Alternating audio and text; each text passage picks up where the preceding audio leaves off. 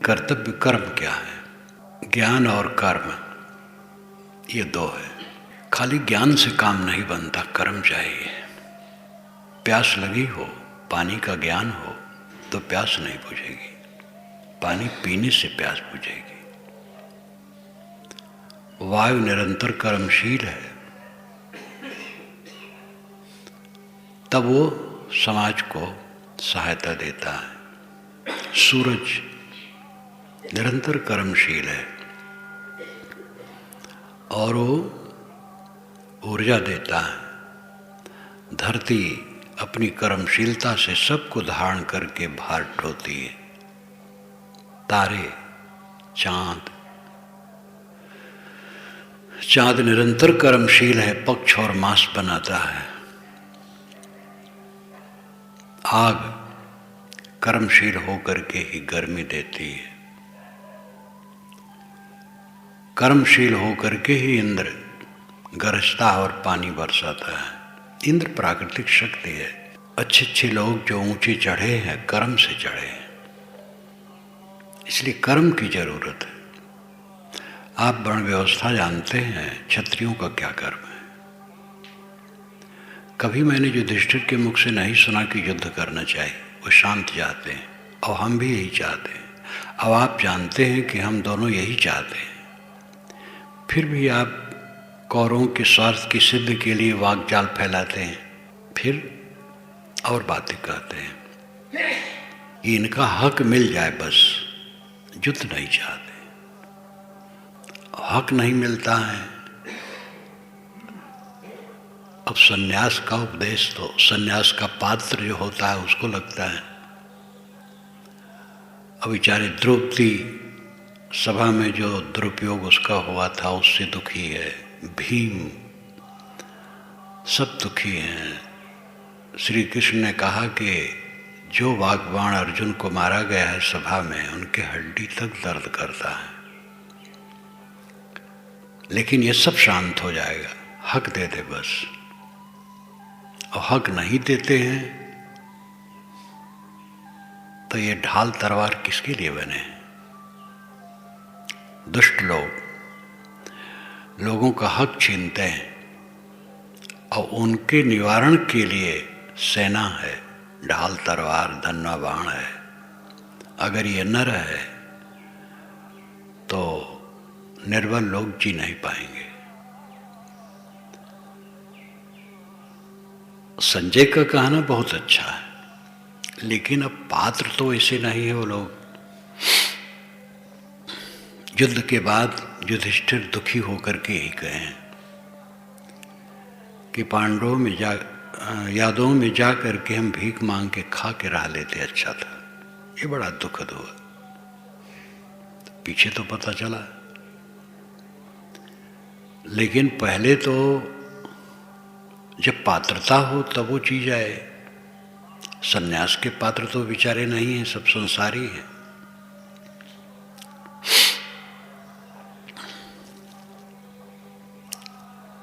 जो आपस में कथोपकथन आते हैं, कितना उन्होंने कहा, कितना लेखक ने लिखा, इसके चक्कर में जाने की जरूरत नहीं। प्रेरणाएं सब तरफ से हैं, जो प्रेरणा ले दो। क्योंकि लेखक बुद्धिमान रहे हैं, वे समझते रहे हैं कब क्या कहलाना चाहिए और क्या कर्तव्य मनुष्य का है। श्री कृष्ण ने ये भी कहा कि शास्त्रों में जो विधान किया गया है उसमें भी वेदज्ञ विद्वानों के विभिन्न मत हैं।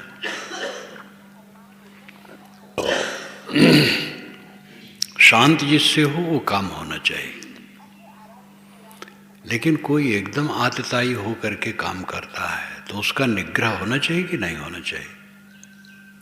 ये बतलाओ संजय, छात्र धर्म क्या है? युद्ध करे कि युद्ध से भाग खड़ा हो? चुभती हुई बातें वो कहते हैं और बहुत संतुलित कहते हैं जिस ढंग से वहाँ स्थित है वह। अब सबसे ऊपर है शांत रहना, चाहे जो सब लुट जाए, वही विश्व विजय है। लेकिन इसके लिए तो त्याग चाहिए। फिर वो वर्ण धर्म, आश्रम धर्म वहाँ नहीं चलता।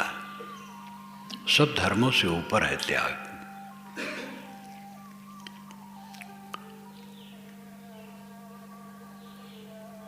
सारा संसार कलह में क्यों चलता है? चीजों के लिए, प्रतिष्ठा के लिए। पदार्थ और प्रतिष्ठा, परिचय और प्रसिद्धि। साधक लोग भी कितना चाहते हैं हमारा परिचय बढ़ जाए चारों तरफ। वो अपने साधना का हतन कर दें। साधक परिचय न बढ़ावे और प्रसिद्धि की इच्छा न करे, आत्म कल्याण का काम करे। साधु वेश धर करके जो पतंगे बने उड़ते हैं, परिचय करना चारों तरफ से, पता लिखना।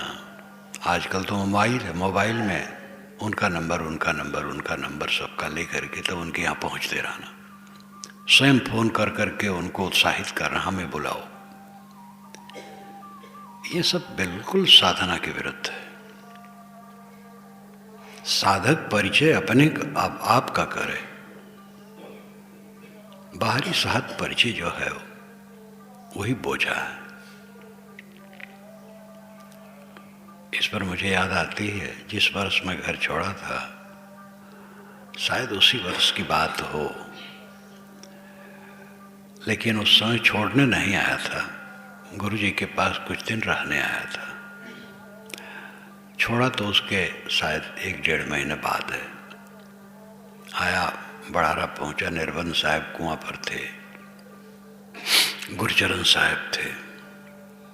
बातचीत होने लगी। निर्बंध साहब कहे साहब तो नहीं है, आने वाले हैं। तो गुरचरण साहब कहे आपसे परिचय नहीं है, मेरा मन होता आपके यहाँ हूँ। निर्बंध साहब कहे जहाँ से परिचय करना वहाँ करो। तो चुप हो गए। इतने में गुरुजी दक्षिण तरफ से समाज लेकर के मेड़ पर आते हुए दिखाई दिए। तो खुश हुआ। 1 सप्ताह रहा, फिर लौट आया। फिर कार्तिक में गया एकदम छोड़कर। तो उन्होंने ये बात इतनी बढ़िया कही, जहाँ से परिचय करना है वहाँ करो। माटी गोबर का परिचय हम लग जाते हैं। साधु लोग जो बहिर्मुख वृत्ति वाले हैं, वो सबसे परिचय करना चाहते हैं, परिचय बढ़ाना चाहते हैं, पता लिखते हैं। एक भक्त से एक महात्मा कहे महाराज भैया तो आपका पता क्या है? कहे महाराज हमारा पता, हम शहर में, बड़े शहर में रहते हैं और हमारे घर वाले निष्ठा वाले नहीं, इसलिए मैं नहीं चाहूँगा कि आप हमारे यहाँ आएं, क्योंकि मैं सेवा नहीं कर पाऊँगा। तब वो चुप हो गए। ये क्या लीला, कौन सी साधुता है? परिचय बढ़ाने की इच्छा, उत्साहित करना कि हमें बुलाओ, हद दर्जे साधना के विरोधी है। परिचय और प्रतिष्ठा, परिचय और प्रसिद्धि, ये सब जितने बढ़ते हैं साधना के लिए खुराफात ही है। अपनी तरफ से इच्छा नहीं है तो जो होता है हो न हो दोनों बराबर है। साधक को यह ध्यान देना चाहिए, साधक सभी हैं, गृहस्थ विरक्त सब। गंभीरता की जरूरत है, त्याग की जरूरत है। ये प्रधानमंत्री की पत्नी एक फंक्शन में गई थी, निमंत्रण था, तो कुर्सी पर पीछे बैठी थी। दोनों प्राणी ऐसे हैं कि सबसे पीछे नीचे की चेष्टा रखते हैं। पीछे बैठी थी एक महिला थी, तेज तर्रार, उनका पद बड़ा अफसर था, शायद वो भी कुछ थी या नहीं थी, याद नहीं, पढ़ा था एक जगह। तो उनके पास बैठ गई कि आप के पति क्या करते हैं? कि प्रधानमंत्री के दफ्तर में। कहे क्या मंत्री हैं? कहे नहीं। कहे सेक्रेटरी हैं? कहे नहीं। तो अंत में बताना पड़ा कि वही प्रधानमंत्री है। तो वो हिल गई। इस प्रकार उनकी विनम्रता।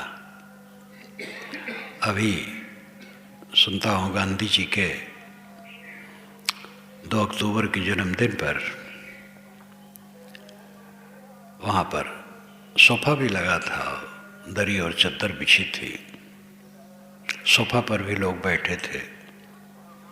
प्रधानमंत्री पहुँचे तो दरी पर जो चद्दर बिछी थी उसी पर एक किनारे जाके पीछे बैठ गए। आगे और बहुत से लोग थे, हम बिल्कुल पीछे बैठ गए। सनिया गई, लोग सोफा पर बैठने गए, वो स्त्रियों में जाके बैठ गई। ये सब सद्गुण किसी में भी होते। विनम्रता, अपने को पीछे नीचे करने की चेष्टा रखनी चाहिए। कहीं जाओ आगे और ऊंचे बैठने की चेष्टा बिल्कुल न करो, पीछे और नीचे। और प्रसिद्ध होने की इच्छा न करो। क्या प्रसिद्ध होगे? माटी गोबर की प्रसिद्धि चाहते हो? जिसको प्रसिद्ध करना चाहते हो माटी गोबर है, ये देह और इसका नाम रूप दोनों माटी गोबर है। इसी की प्रसिद्धि चाहते हो। आपकी प्रसिद्धि क्या होगी? वो तो सम है। विशेषण की प्रसिद्धि होती है, सम की नहीं। शुद्ध चेतन मात्र। कोई शुद्ध चेतन कह करके गाली दे तो किसी को लगेगा? अभिलाष कह के गाली दे तब लगेगा, जो झूठ है। और जो असली है शुद्ध चेतन कह करके कोई गाली दे कुछ नहीं। अपना अस्तित्व सामान्य विशेषण रहित है, उसकी याद करना चाहिए साधक को। क्यों घर छोड़े हैं? मोक्ष के लिए। कब काम करेंगे? कौन दिन आएगा? मोक्ष के लिए घर छोड़े और बाहर लिबिर लिबिर बह रहे हैं, मर्यादा विहीन। क्या मतलब होता है?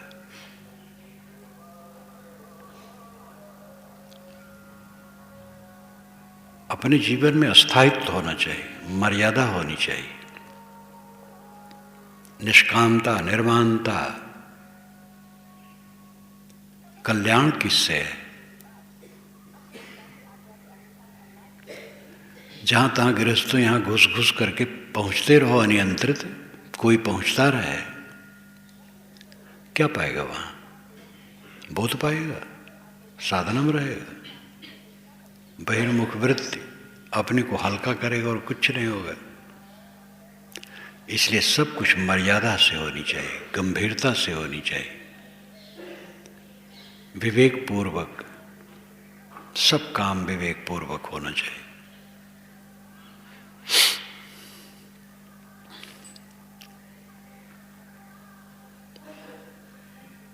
अपने अस्तित्व का भान होना चाहिए। प्रसिद्धि और परिचय सब माटी गोबर का होता है। जब साधक अंतर्मुख होता है तब अपना परिचय होता है। जब विवेक में रहता है तो अपना परिचय होता है, और जब विश्रांति में रहता है तो पूरा साक्षात्कार होता है। विवेक में बुद्धि जनित परिचय होता है। विवेक द्वारा हम समझते हैं हम शुद्ध बुद्ध चेतन हैं। यह बुद्धि द्वारा आत्मा का परिचय है। और जब संकल्प शांत हो जाते हैं तब साक्षात्कार। अपने आप शांत, दृश्य शांत। चित्त ही दृश्य है और चेतन दृष्टा। चित्त बात शांत होने पर बाहर का दृश्य अपने आप शांत है, क्योंकि बाहर का दृश्य चित्त से ही प्रतीत होता है। चित्त शांत हो तो बाहर का दृश्य होते हुए नहीं है। साधक को चाहिए कि विवेक में रहे या चित्त बात को शांत करके रहे, दो काम। तो ध्यान के समय विशेष अवस्था में ये काम संभव है, चित्त बात शांत करके रहे, बाकी समय विवेक से रहे। कर्म शीलता में विवेक जागृत रहे। श्री कृष्ण ने यहाँ जो कहा, मैं अभी कहा था, बहुत बुद्धिपूर्वक बात आई है कि ज्ञान और कर्म ये दोनों हैं। श्री कृष्ण ने कहा, कुछ लोग कहते हैं कि कर्म से ही सिद्ध होती है, कुछ लोग कहते हैं ज्ञान से सिद्ध होती है। ज्ञान की जरूरत है, कर्म की जरूरत है। ज्ञान से खाली काम नहीं होता है, कर्म चाहिए। और अगर ज्ञान न हो तो कर्म ठीक ठाक नहीं होगा। इसलिए ज्ञान और कर्म दोनों की आवश्यकता है। ज्ञान भर है और कर्म नहीं है, कोई मतलब नहीं है।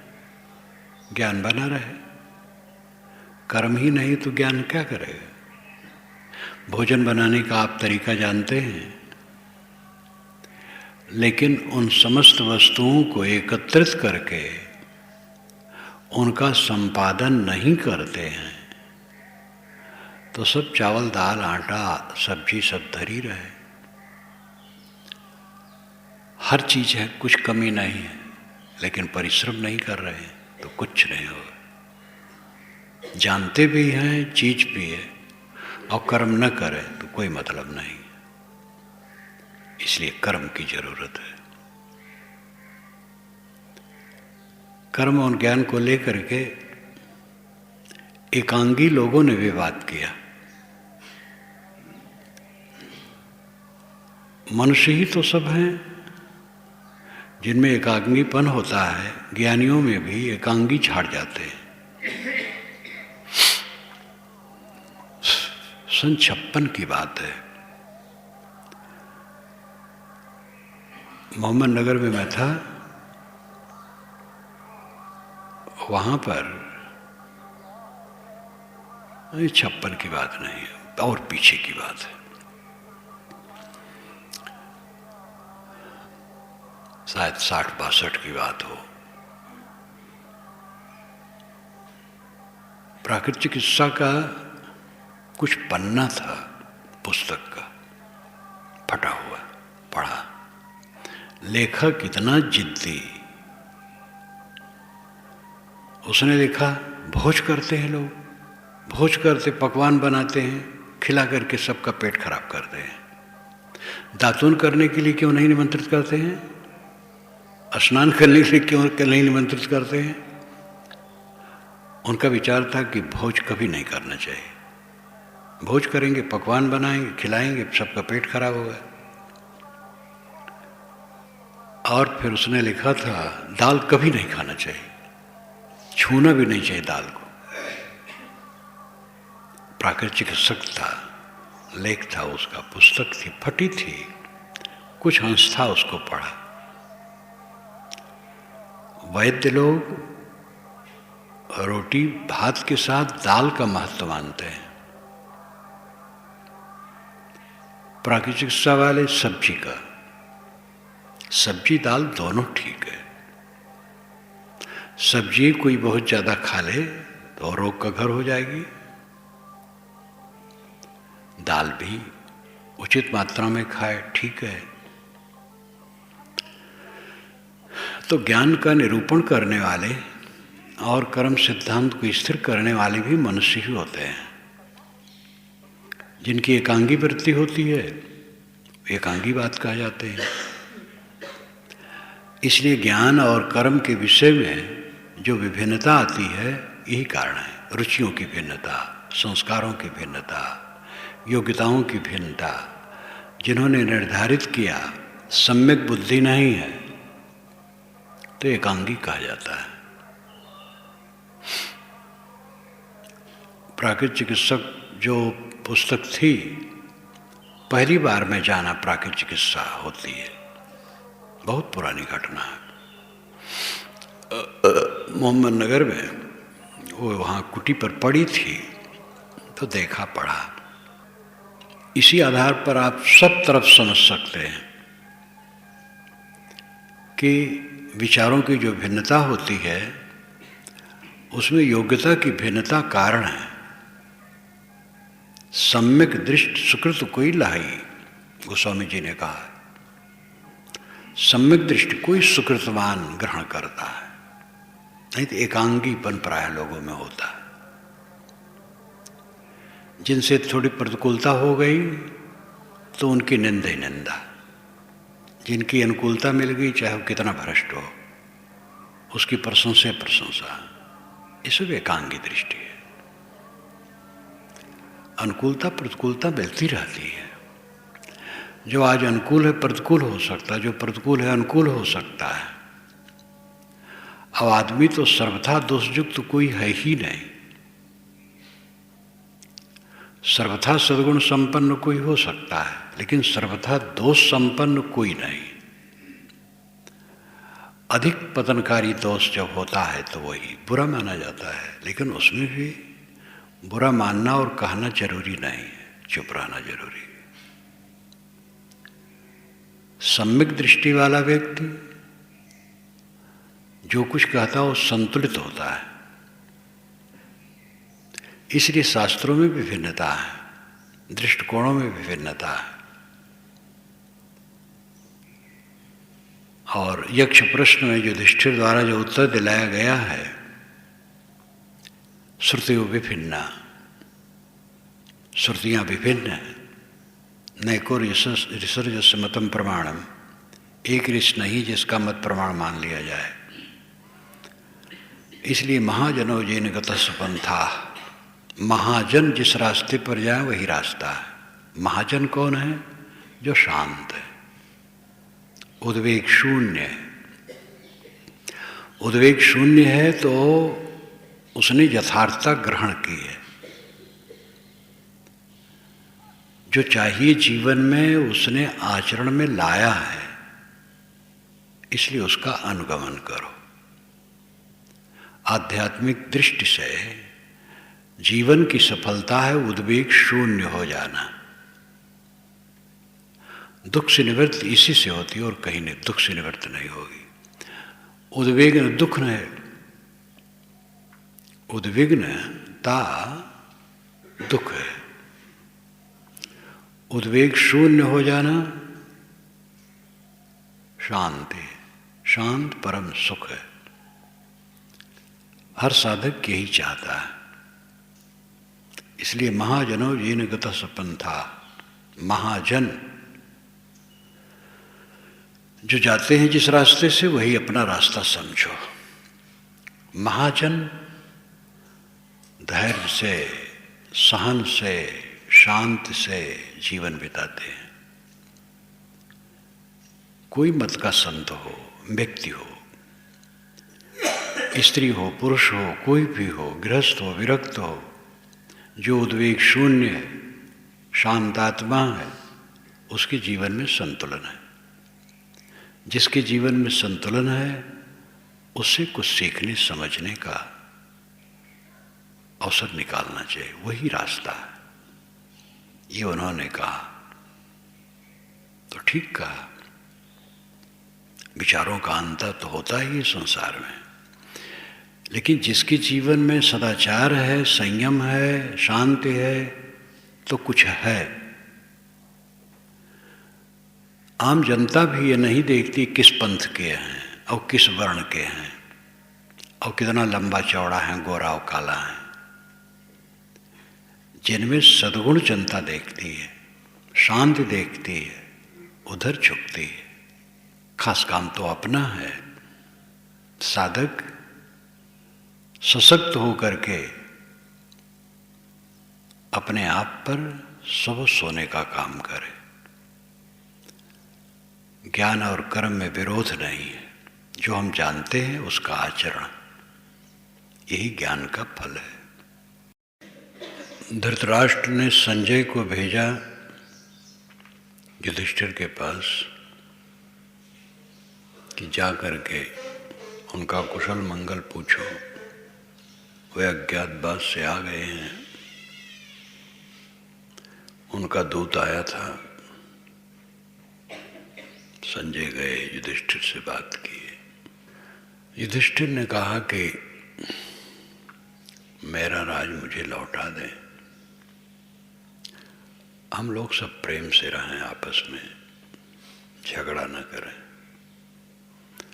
नहीं तो फिर 5 गांव दे दें। 4 गांव का उन्होंने नाम लिया है, जिसमें वारणावत भी है, और एक कोई सा गांव दे दें। इतना हम गुजर कर लेंगे। आपस में प्रेम से रहें, झगड़ा नहीं होना चाहिए, मारपीट नहीं होना चाहिए।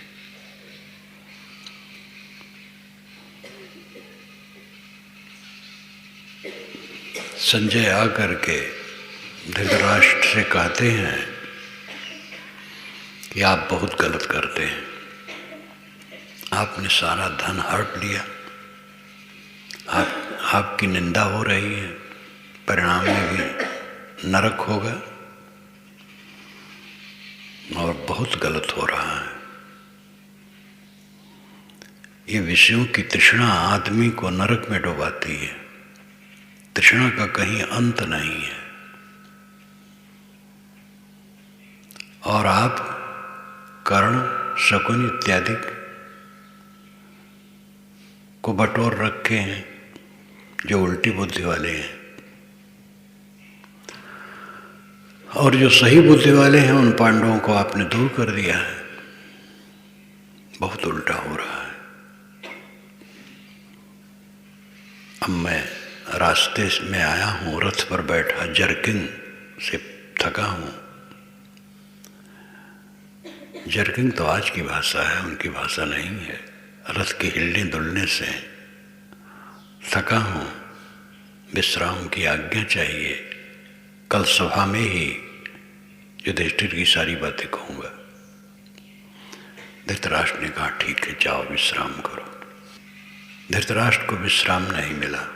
दूत भेज करके विदुर को बुलाते हैं। विदुर, तुम बुद्धिमान हो, बताओ। संजय आया है, मुझे धिक्कार करके चला गया। कल वो सभा में कहेगा संदेश, पता नहीं क्या कहेगा। मैं चिंता में जल रहा हूं, मुझे नींद नहीं आ रही। प्रजागरण पर्व, उद्योग पर्व में 18 पर्व हैं।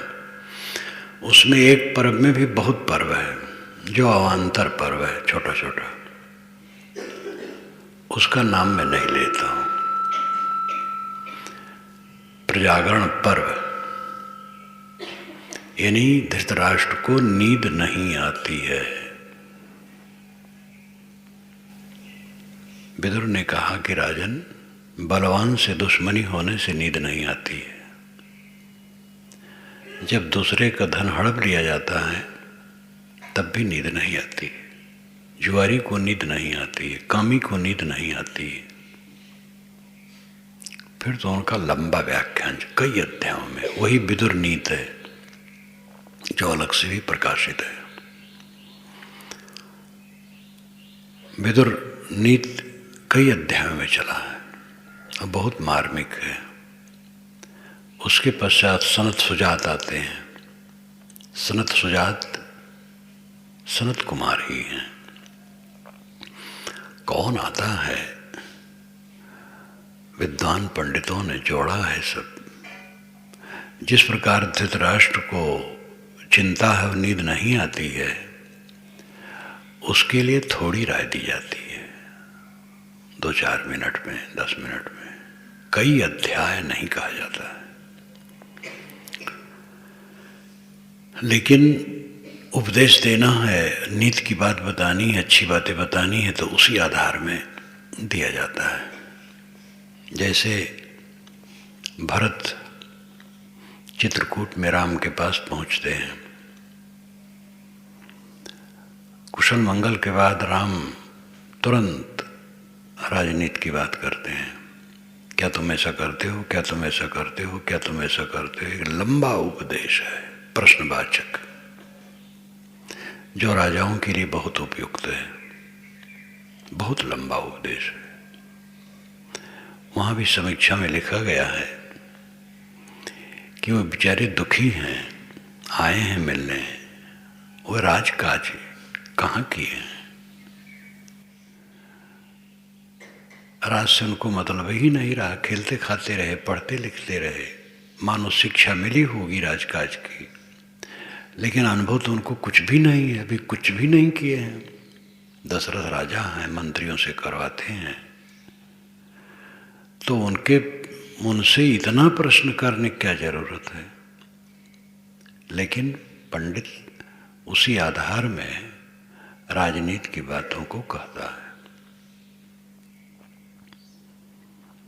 इस प्रकार आधार बना बना करके बातें बहुत लंबी लंबी कही गई हैं और उसमें उपदेश भरे हैं। सनत सुजात को ला करके पेश कर दिया गया, तो उसमें वैराग, आत्मज्ञान, ब्रह्मज्ञान का विस्तार है। उसी में आया है कि चाहे जितने ऊपर उड़ जाओ, अंत में अंतरात्मा रूपी परमात्मा में ही शांति मिलेगी। कितने ऊपर उड़ जाओ मतलब है कि मन की कुछ भी कल्पना कर लो, कैसा भी नक्शा बनाओ, लेकिन अंतरात्मा ही परमात्मा है। जब अंतरात्मा में लौट आओगे तब शांति मिलेगी। कुछ लोग मानते हैं रामायण महाभारत दोनों उपन्यास है, धार्मिक उपन्यास है, और ऐतिहासिक तथ्य कुछ नहीं है। कुछ लोग मानते हैं कि अक्षर अक्षर सब इतिहास है। ये दोनों गलत है। पहले जमाने में इतिहास अलग नहीं लिखा जाता था, भारतीय परंपरा में तो बिल्कुल। सिकंदर आया है, यूनान में लिखा जाता था, तभी उसके साथ लोग आए हैं और लिखे हैं। और औरंगजेब इत्यादि का आया है, या और भी मुस्लिम तुर्क आए हैं, तब भी वहाँ ऐसे मौलवी थे कि जो इतिहास लिखते थे। चीन में, हमारे यहाँ इतिहास नहीं लिखा जाता था। हमारे यहाँ वैराग और ज्ञान की प्रधानता होने से अपने नाम को प्रकट करने की चेष्टा ही नहीं थी।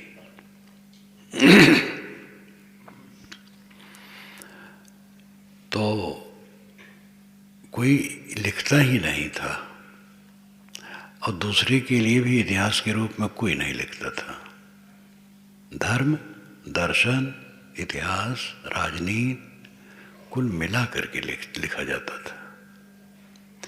इसीलिए वो अविश्वसनीय तर्कवाद मानते हैं। सब अविश्वसनीय नहीं है, कुछ घटना ही नहीं घटी हो ऐसी बात नहीं है, ये लोग थे ही नहीं ऐसी बात नहीं है। कबीर साहब तो अभी 600 वर्ष हुआ है, उनके विषय में जो बौद्धिक ग्रंथों में लिखा गया है, मोहम्मद बोध, हनुमान बोध इत्यादि ग्रंथों को बौद्धिक ग्रंथ कहते हैं। हम लोगों को उसे भी पढ़ना चाहिए, और पढ़ के कुछ करने लायक हो तो करना चाहिए, लेकिन अभी हम पढ़ भी नहीं पाए। देखे हैं थोड़ा मोड़ा। तो बौद्धिक ग्रंथों में जो लिखा है, और अनुराग सागर में और कबीर मंसूर में इतना विशाल ग्रंथ विद्वान का लिखा हुआ है। कबीर मंसूर परमानंद विद्वान था, भक्ति भावना की अतिशयोक्तियां भरी हैं, लेकिन कबीर उपन्यास के पात्र तो नहीं है, ऐतिहासिक महापुरुष हैं। बुद्ध उपन्यास के पात्र नहीं है, महावीर ये सब ऐतिहासिक पुरुष हैं, लेकिन उनके विषय में जो कुछ लिखा गया है सब सच नहीं है। इसी प्रकार रामायण महाभारत भी, इसमें जो पात्र हैं वे सबके सब काल्पनिक नहीं हैं, सच है, लेकिन उनके विषय में जो लिखा गया है वो कहाँ तक सच है कहाँ तक झूठ है ये ठिकाना नहीं। हमें ये लेना चाहिए कि उससे प्रेरणा क्या है, लाभ क्या है। आज हम सभी बातें मरी हैं, वो न आ सकते हैं न मिल सकते हैं, न उनसे हम कुछ पा सकते हैं। उनकी प्रेरणा हमारे लिए प्रेरणादायी है। उन्होंने जो शुभ किया है उससे प्रेरणा लेना है, जो अशुभ किया उससे भी लेना है। अशुभ करके वो दुखी हुए। युधिष्ठिर जैसा महापुरुष जो सदैव शांत चाहता है, सदैव रोकता है। भयंकर काम हुआ है, द्रौपदी को सभा में खींच के लाना और कटु कहना। कर्ण तो योग्य होते हुए भी विषधर था। द्रौपदी तुम दासी हो जाओ, दुर्योधन के घर में सेवा करो। ये सब अपने को हार गए हैं। तुम्हारे पति, अभी तुम्हारे पति नहीं रहे, तुम दूसरा पति कर लो, चुनाव कर लो, और देखो ऐसा करना कि जिससे अब तुम्हें कोई जुआ पर न लगा दे तुम्हारा पति। इस सभा के बीच में जब मृगचर्म धारण करके सब चले हैं वनवास, पांचों पांडव, दुशासन ने कहा है ये मर गए, अब हिजड़े सब मर गए और नरक में गए। सबके बीच में कहा है। और कितनी तकलीफ हुई है। 12 वर्ष का वनवास, 1 वर्ष का अज्ञातवास तो पशु की तरह बिताना। अर्जुन को हिजड़ा बन करके रहना पड़ा है स्त्री वेश में। तो ये सब में बीच बीच में क्लेश हुआ है। और कहे हैं कि जुआड़ीपन का परिणाम ये हुआ, लेकिन बीच में हो कि चलें अब इसी समय रौंद दें उन लोगों को, कौरवों को। युधिष्ठिर कहे नहीं, 13 वर्ष बिता करके जाना चाहिए, नीति के अनुसार काम करना चाहिए। वन में श्री कृष्ण महाराज भी एक बार आते हैं। युद्ध नहीं करना चाहिए, युधिष्ठिर कहते हैं। श्री कृष्ण कहते युद्ध न करने से आदमी अमर हो जाए तो ठीक है, न करे। अभी बात बहुत बढ़िया लगती है, चुभने वाली। युद्ध न करने से कोई अमर हो जाएगा? मरना तो है ही है, तो जरूरत पड़े तो युद्ध क्यों न करे। लेकिन युधिष्ठिर सदैव रोकते हैं, नीति और धर्म का पालन करते हैं। उनका जुआड़ीपन बहुत अनर्थ किया। लेकिन ये पांचों पांडवों की विशेषता और द्रौपदी की वही जुड़े हैं, खींचते हैं, दुखी होते हैं, कहते भी हैं बीच में कि इनकी जुआबाजी से सब दुख हुआ, कभी कभी कहते हैं। लेकिन सब जुड़े, कोई छोड़ता नहीं उनको, और सब संगठित हैं।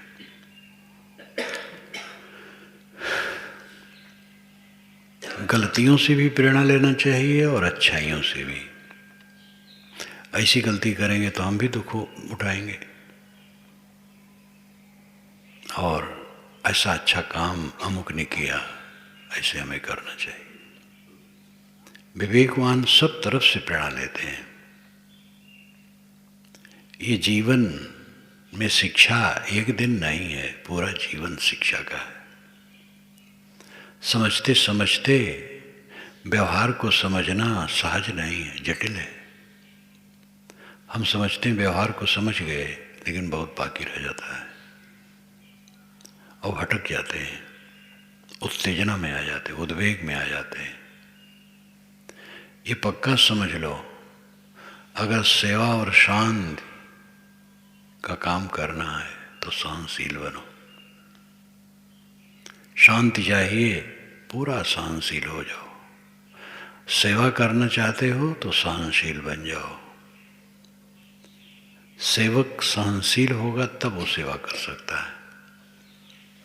स्वयं सेवा करना और दूसरों को भी सेवा में लगाना, इसमें तो और सहनशीलता की आवश्यकता है। स्वयं सेवा करने के लिए थोड़ी सहनशीलता चाहिए और लोगों को भी सेवा में लगाने के लिए बहुत सहनशीलता चाहिए, क्योंकि सबके स्वभाव अलग हैं और स्वभाव में त्रुटियां भी होती हैं, लेकिन उनमें अच्छाइयां भी हैं। अगर आदमी चरित्रहीन नहीं है तो जो त्रुटियां थोड़ी मोड़ी होती है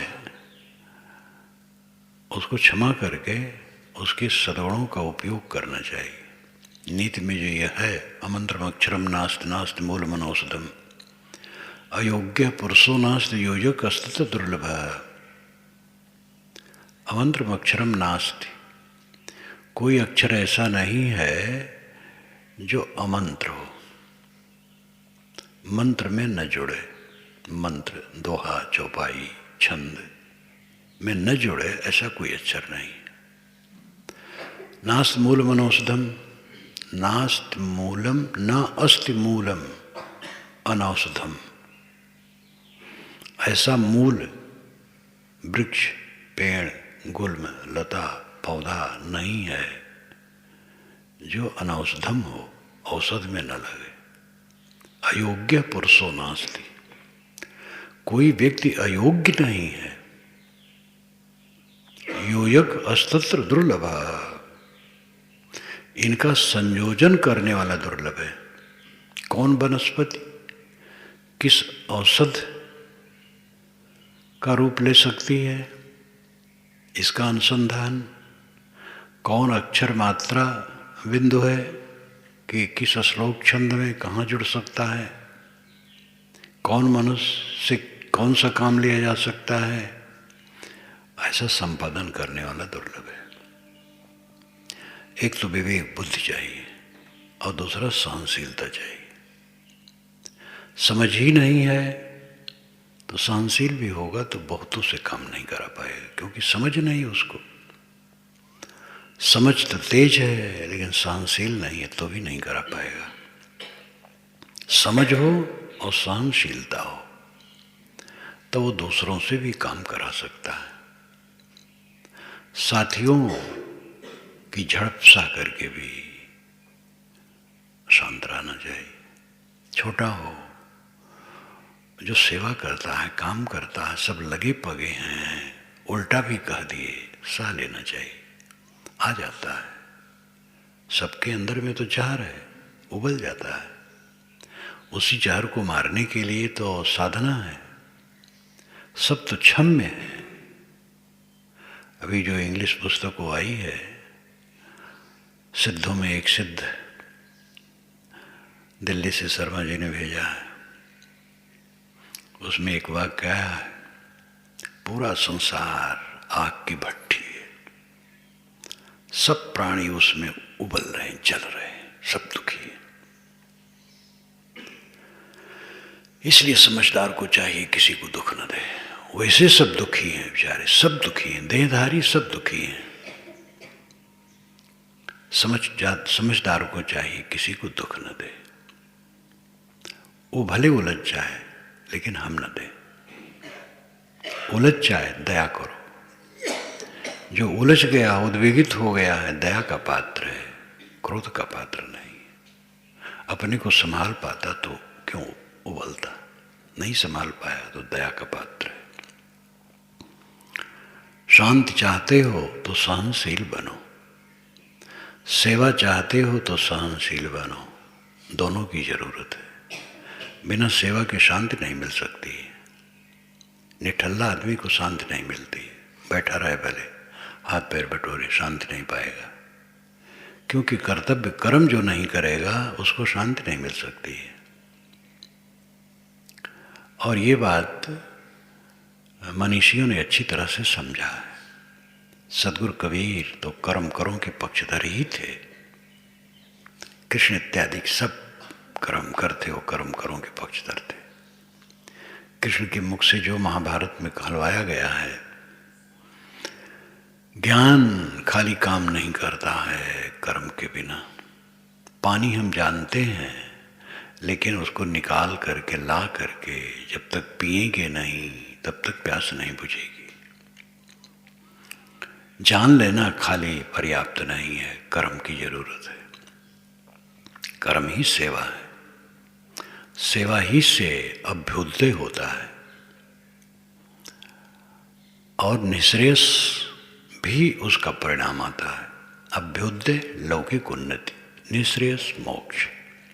मोक्ष का अर्थ है परम शांति। मर जाने के बाद मोक्ष होगा और जीते जीते नरक भोग रहे हैं, क्या मोक्ष होगा? जितने तरह मुझे कहते हो, आज ही मोक्ष। सब समय निर्ग्रंथ मन, बाकी राख न ठौर ठिकाना, समझ करो जिय चेतु। समर मन अरिसे लत हत हेतु। विशाल देव ने कहा, समर मन अरिसे लत हत हेतु। मन रूपी दुश्मन से युद्ध ठानो, लत हत हेतु, गंदी आदतों को मिटाने के लिए। सरल भाषा में सरल बात कही गई है। हमारी गंदी आदतें, हमारे कुसंस्कार हमें रात दिन जलाते हैं और कोई नहीं जलाता है। इसलिए अपने गंदी आदतों को मिटाओ, अपने गंदे संस्कारों को मिटाओ।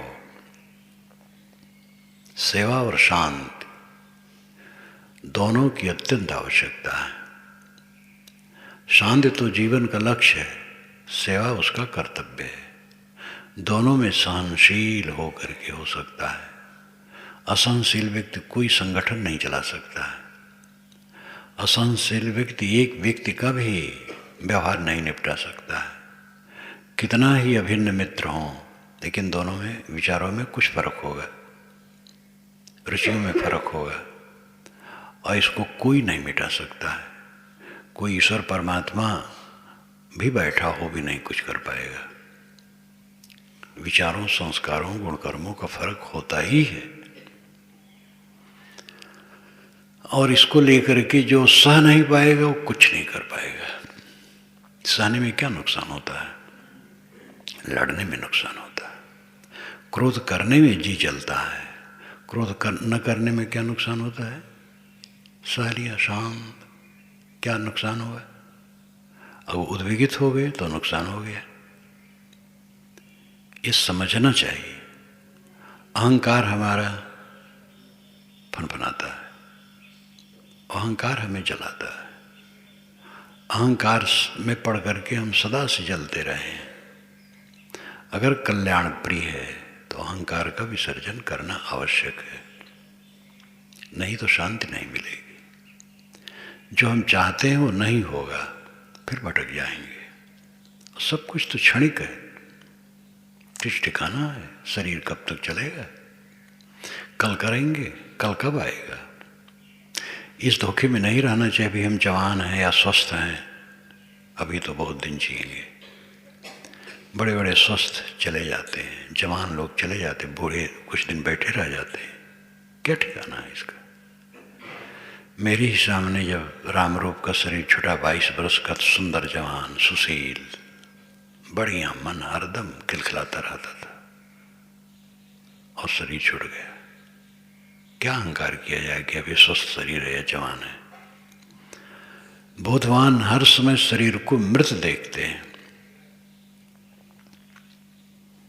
मृत्यु को जो सब समय देखता है वो प्रमाद नहीं करता है। एक क्षण प्रमाद करने लायक नहीं है। फाम आगे, फाम पाछे, फाम दाहिने ढेर, फाम पर जो फाम करे सो फाम है मेरी। आगे पीछे दाएं बाएं सब तरफ से सावधान। पूर्ण जागृति साधना है। स्वरूप स्थित की निरंतरता पूर्ण जागृति से ही होगी। आज नहीं करेंगे कल करेंगे, कल करेंगे तो पक्का होगा। आज ही करें वो निरंतर करें, निरंतर उसी में जिए। जाहि मनन में सुख न ते ध्यान क्रिया सुख दे, घाटा ते में कौन है जो और ही चित्ते। विशाल देव कहते हैं जिसके सोचने, विचारने, बोलने, करने में सुख ही सुख है, उसको छोड़ करके और काम क्यों करे? क्या घाटा है उसमें? इसलिए सेवा का काम करते हुए शांति का काम करो। जहाँ जो रहें सेवा परायण रहें। सेवा की महती आवश्यकता है। कर्तव्यशील रहो, सब समय कर्तव्यशील रहो। ये मेरा अपना अनुभव है, किताब में तो लिखा ही अनुभव है, मैं बैठा नहीं। जहाँ पूर्व आश्रम में रहा वहाँ भी जो कुछ बन सकता था करता रहता था। और पढ़ने की रुचि तो ऐसी थी कि चांदनी में जो अक्षर पढ़ने में आवे तो रात में भी लेटे लेटे पढ़ा करता था, खुले आकाश में लेट करके। गुरु जी की शरण में आया तब भी कभी बैठा नहीं, क्रियाशील रहा। स्थूल से सूक्ष्म तक कहीं भी कोई काम हो, और इतनी प्रसन्नता, इतना आनंदित रहा सब समय। मुझे याद है जब भंडार बनाऊं तब मेरा मन हो कि मैं सब कुछ कर लूँ। शिकायत नहीं रहे कि वो आटा गूंदने नहीं आए तो ये करने नहीं आए, ये शिकायत नहीं रहे। खुशी रहे कि मैं सब कुछ कर लूँ। लेकिन अब ज़्यादा रहे तो अकेले कैसे कर सकता था? सहायक लोग रहते थे। 15-15, 16-16 सेर आटा की रोटी बड़ारम बनाऊँ। मकान बने और मजदूर नौकर इत्यादि सब रहें, और महात्मा लोग भी रहें। चावल कम रहे, गर्मी महीना रहे, वर्षक महीना रहे तो चावल थोड़ा सा बने। 15-16 किलो आटा, सब रोटी सेक सेक करके रखो। और हर समय उत्साह रहा, और आज भी उत्साह है। किसी काम में लगा दो, अभी तो कोई काम कर सकता हूँ, मोटा भी काम कर सकता हूँ। किसी काम में लगा दो, खूब लग करके करूँगा। थक जाऊँगा तो अच्छा है, थक करके विश्राम होगा।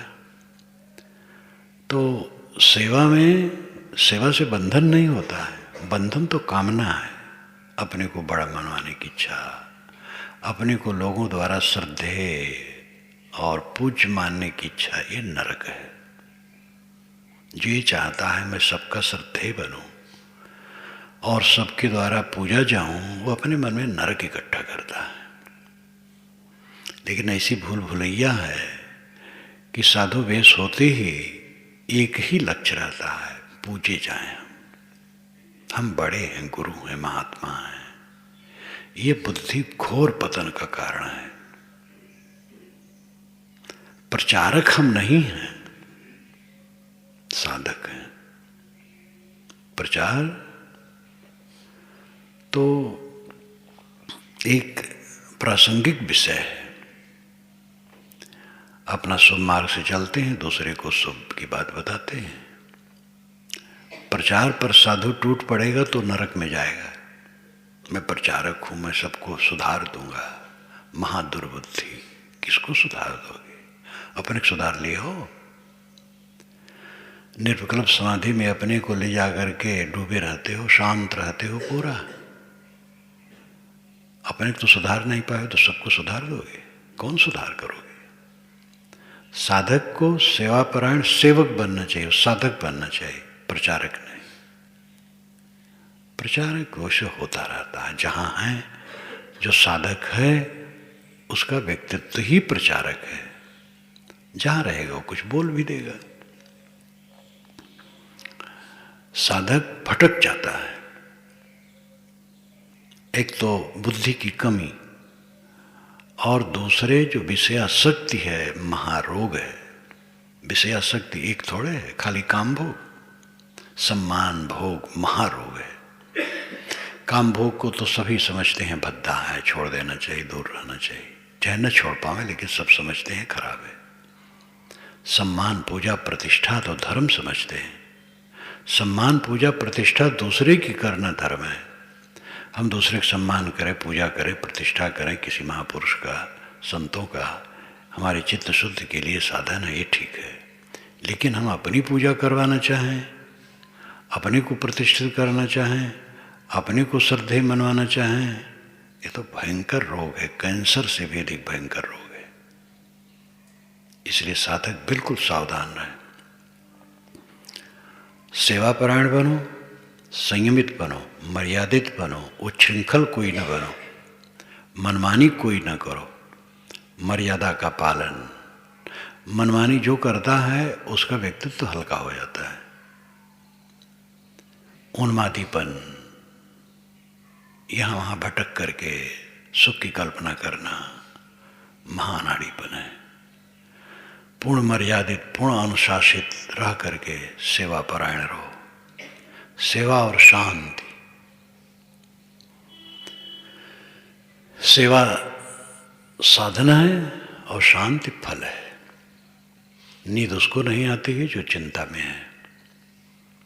दशरथ को नींद नहीं आ रही थी। प्रजागरण पर्व, उद्योग पर्व के अंदर प्रजागरण पर्व कई अध्यायों का, और उसी में विदुर के विचारों का मक्खन है।